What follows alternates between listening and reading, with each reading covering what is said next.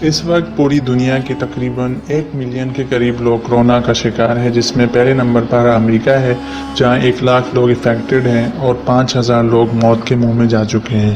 اس کے علاوہ یورپ بہت زیادہ متاثر ہے اور چائنا کافی حد تک کنٹرول کر چکا ہے۔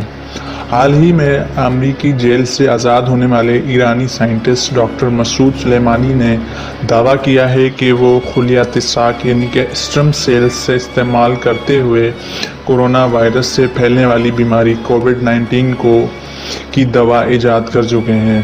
ڈاکٹر سلیمانی کا کہنا ہے کہ اب تک کئی ڈاکٹرز ان کی بنائی ہوئی میڈیسن کورونا وائرس کے کئی مریضوں کے علاج میں استعمال کر چکے ہیں اور انہوں نے اسے بہت مؤثر پایا ہے۔ ان کا کہنا ہے کہ یہ دوا کورونا وائرس کے مریضوں کو 3 مراحل میں یعنی کہ 3 سے 6 دن تک دی جاتی ہے۔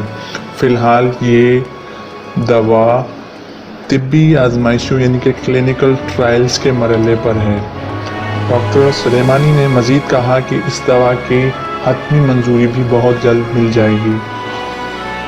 اس سے پہلے روس بھی کورونا وائرس کی دوا بنانے کی دعویٰ کر چکا ہے، جبکہ امریکہ میں ملیریا کی ایک دوا کووڈ-19 کے علاج کے لیے منظور کی جا چکی ہے۔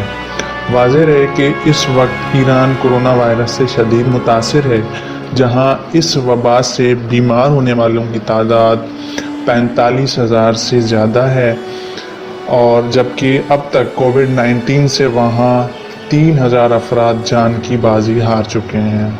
آپ کو ہماری یہ ویڈیو کیسی لگی کمنٹس میں ضرور بتائیے گا اور ہمارے چینل کو لائک اینڈ سبسکرائب کیجیے گا۔ Thank you for watching.